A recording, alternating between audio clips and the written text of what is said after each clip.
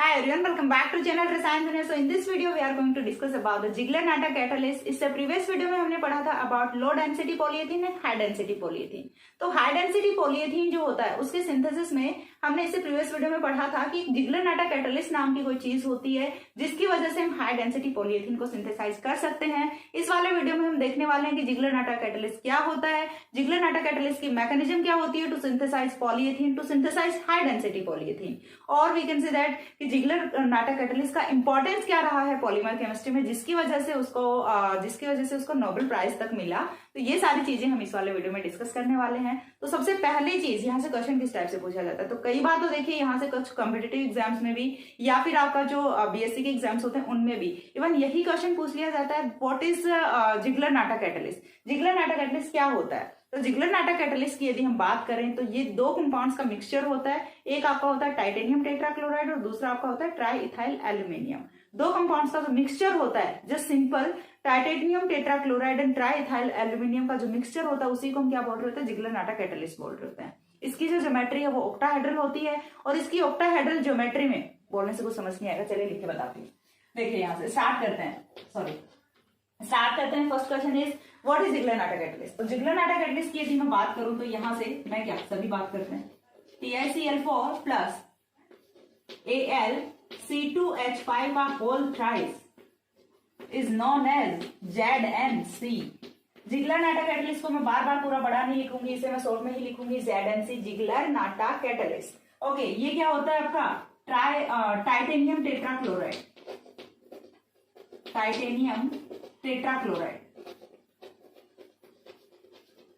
And titanium tetrachloride के साथ में क्या लेना होता है, ट्राई इथाइल एल्यूमिनियम.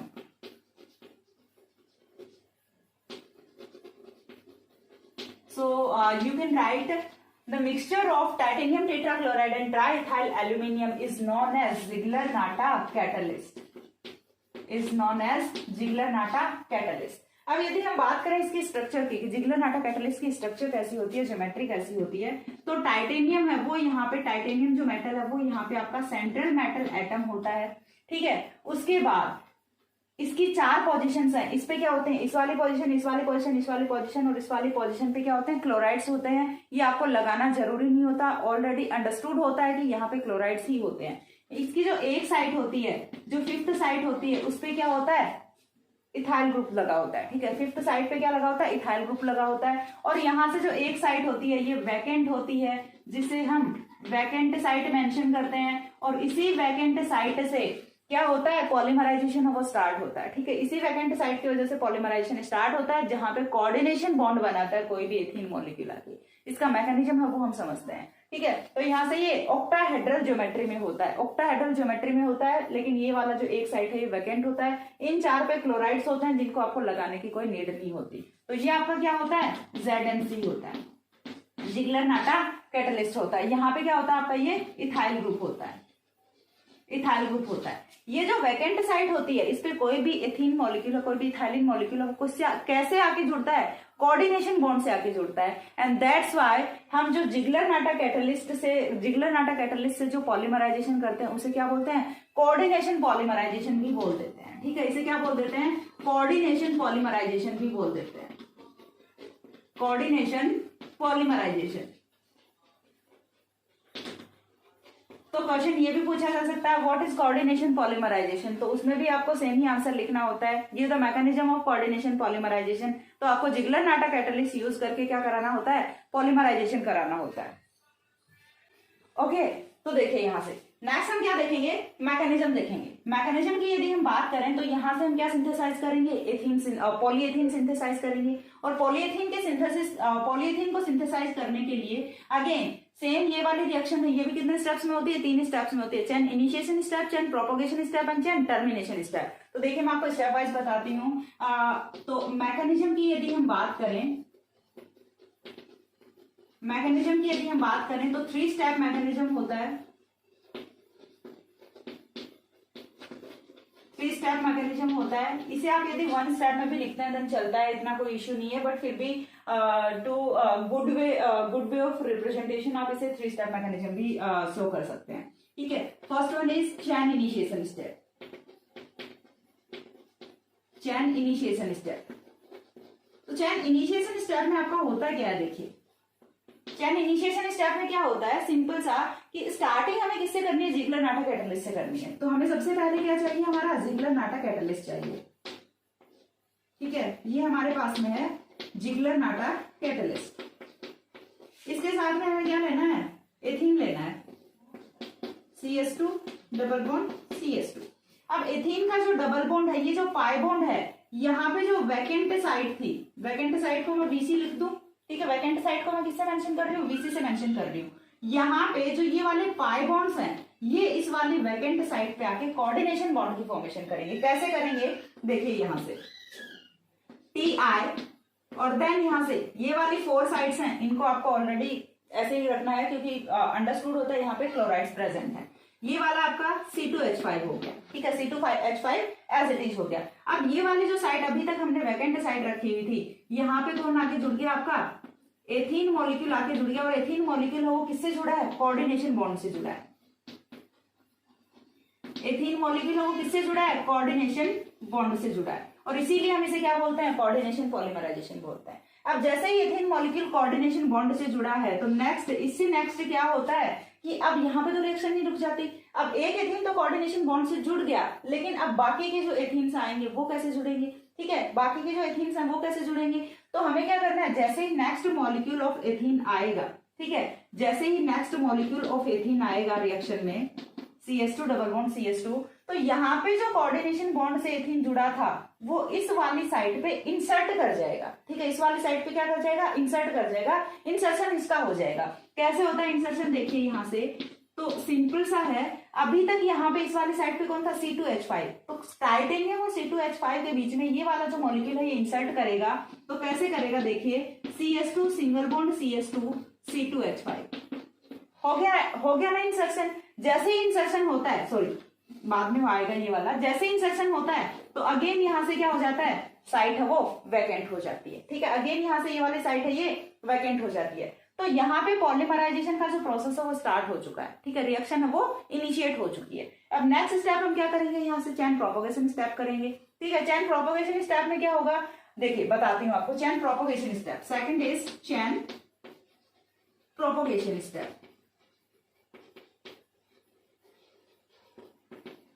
तो चैन प्रोपोगेशन स्टेप में क्या होगा, सिंपल सा है कि हमारा जो चैन इनिशिएशन स्टेप में जो हमारा ये वाला कॉम्प्लेक्स बना है, इसको हम क्या रखेंगे, यहाँ पे रखेंगे। देखिए टाइटेनियम है, यहाँ पे CS2 C2H5 है। ओके, इतना अंडरस्टूड है। यहाँ पे ये आपका VC है, वैकेंट साइट है। अब रिएक्शन में न्यू एथीन मॉलिक्यूल आएगा, CS2 double bond CS2। Reaction में क्या हुआ, न्यू एथीन मॉलिक्यूल आ गया। जैसे ही रिएक्शन में न्यू एथीन मॉलिक्यूल आ गया, तो अब यहां से फिर से कोऑर्डिनेशन बॉन्ड बनाएगा ये new ethene molecule, TI CS2 single bond CS2 C2H5 and then यहाँ पे अगेन कोऑर्डिनेशन बॉन्ड बनेगा। और कोऑर्डिनेशन बॉन्ड से कौन आके जुड़ेगा, डबल बॉन्ड CS2। अगला वाला जो एथीन मॉलिक्यूल है वो अगेन यहाँ से आके कोऑर्डिनेशन बॉन्ड से जुड़ जाता है। अब जैसे कोऑर्डिनेशन बॉन्ड से जुड़ेगा तो फिर से टाइटेनियम और इस वाले कार्बन के बीच में इसका इंसर्शन हो जाएगा। तो देखिए यहाँ से बना देते हैं, हम फिर से इंसर्शन करा देते हैं। कुछ भी टफ नहीं है, जस्ट आपको सिंपली इंसर्ट कराना है। ये बन गया आपका BC CS2 CS2 CS2 CS2 and C2H5 हो गया। चैन है वो क्या हो रही है, इंक्रीज होती जा रही है। चैन में क्या हो रहा है, ग्रोथ हो रहा है। तो that's why it is called as chain growth polymerization. ठीक है, चैन ग्रोथ पॉलीमराइजेशन का ही एक टाइप होता है ये। तो यहाँ पे क्या हो रहा है, चैन में ग्रोथ हो रही है। इसी टाइप से हम क्या करेंगे, एन मॉलिक्यूल ऑफ क्या लेंगे, यहाँ से इथाइलिन लेंगे। एन मॉलिक्यूल ऑफ इथाइलिन लेंगे तो यहाँ से एन मॉलिक्यूल ऑफ इथाइलिन है, एन मॉलिक्यूल ऑफ एथीन है वो यहाँ पे जुड़ता जाएगा। तो यहाँ से पॉलीमर की चैन है वो इंक्रीज होती जाएगी। और लास्ट में हमें क्या करना होता है, चैन को टर्मिनेट करना होता है। तो चैन को टर्मिनेट कैसे करेंगे, एक बार इतना स्क्रीनशॉट लीजिए, क्योंकि बीच में से यदि कुछ हटा दूंगी देन आपको समझने में प्रॉब्लम आएगी।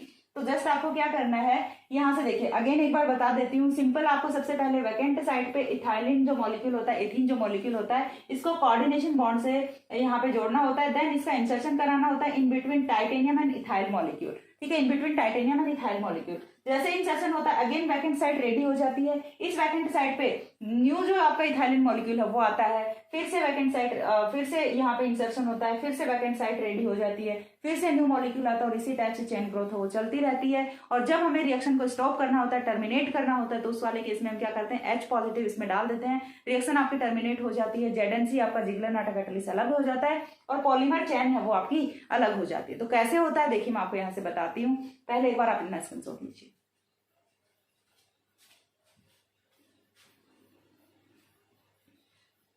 हो गया। अब देखिए यहां से नेक्स्ट हमें क्या करना है, इतनी चीज हो गई हमारी। इसके बाद नेक्स्ट हमने यहां पे जो ये वाला बनाया है लास्ट में, इसी से हम क्या करेंगे, चैन को टर्मिनेट करेंगे।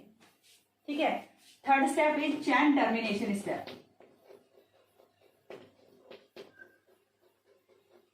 Chain termination step. अब यहाँ पे एक पॉइंट और है कि कुछ बुक्स में आपको ये सिंपल सा 3 स्टेप्स में ना मिल के 1 स्टेप में भी मिल जाएगा, सिंपल आपकी रिएक्शन दिखाई हुई होगी। ठीक है, तो उस चीज को कोई बहुत ज्यादा हेडेक नहीं बनाना कि मैम आपने क्यों 3 स्टेप बता दिया, ये तो बुक में तो 1 स्टेप दे रखा है। मैंने जस्ट आपको समझाने के लिए 3 स्टेप बताया।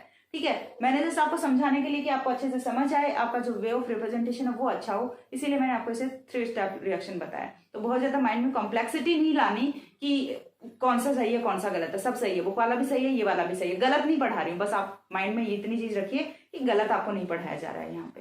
ठीक है, अब देखिए यहाँ से चेन टर्मिनेशन स्टेप में हमें क्या करना होता है, हम ये वाला मॉलिक्यूल यहाँ से उठाएंगे। ठीक है, TiCS2 CS2 CS2 CH2 C2H5 और यहाँ पे हमने क्या किया, N मॉलिक्यूल्स। ठीक है, यहाँ पे हमने क्या किया, N मॉलिक्यूल्स, और ये वाला आपका VC हम लिखते हैं। ठीक है, ये वाला हमारा VC हो गया। लास्ट में हमें क्या करना है, H पॉजिटिव डाल देना है। लास्ट में क्या करेंगे, H पॉजिटिव डाल देंगे। H पॉजिटिव डालेंगे तो ZNC आपका बन जाएगा। ठीक है, प्लस में आपका क्या बन जाएगा, पॉलीमर बन जाएगा, CS2 CS2 CS2 CS2 N। ठीक है, N। तो यानी कि N जो यूनिट्स है वो रिपीट होती रहेंगी, तो यहां से आपका पॉलीएथीन बन जाएगा। पॉलीएथीन बन गया। तो चलो इसमें कौन सी नई बात हो गई, पॉलीएथीन तो हम पहले भी बना चुके हैं, पॉलीएथीन तो हमने पहले भी बनाया था, फिर ये बनाने से क्या फायदा। तो यहां से जो पॉलीएथीन बनता है वो कौन सा बनता है आपका, HDP बनता है। ठीक है, यहां से जो पॉलीएथीन बनता है वो क्या बनता है आपका, HDP बनता है। HDP हाई डेंसिटी पॉलीएथीन है वो यहाँ से बनता है। अब यदि हम बात करें importance of Ziggler NATA catalyst की, देखिए जो आपका थ्योरेटिकल क्वेश्चन पूछा जाता है उसमें ये भी पूछा जाता है give the importance of Ziggler NATA catalyst. तो जिगलर नाटा कैटलिस्ट की इंपॉर्टेंस में मैं आपको 2 या 3 पॉइंट्स बता देती हूँ, उन्हें आप अपनी लैंग्वेज में इंक्रीज करके भी लिख सकते हैं, एक्सप्लेनेशन है वो बढ़ा सकते हैं। तो सबसे पहली चीज यहाँ से जिगलर नाटा कैटलिस्ट में क्या होती है, सबसे जो फर्स्ट एंड मेन इंपॉर्टेंट है वो क्या होती है कि जिगलर नाटा कैटलिस्ट से हम हाई डेंसिटी पॉलीएथीन है वो बना सकते हैं। ठीक है, फिर आप इसको बढ़ा के लिखना चाहें, फर्स्ट पॉइंट आपने लिखा बना दिया कि हाई डेंसिटी पॉलीएथीन बना सकते हैं। सेकंड आप क्या बोल सकते, चलिए मैं आपको बता ही देती हूँ। ठीक है, so importance to synthesize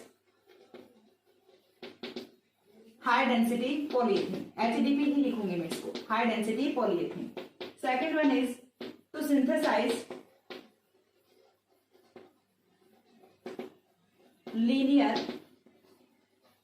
linear polyethylene. Okay, to synthesize linear polyethylene. Third, to synthesize good quality polyethylene. To synthesize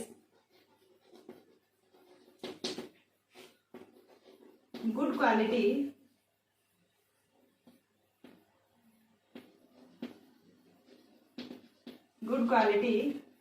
polyethylene. Okay, तो ये कुछ आप इंपॉर्टेंस में पॉइंट्स दे सकते हैं। ऐसे ही पॉइंट्स हैं, पॉइंट तो एक ही है कि HDP सिंथेसाइज होता है, बाकी तो फिर सारे HDP की ही प्रॉपर्टीज लिख रहे हैं हम।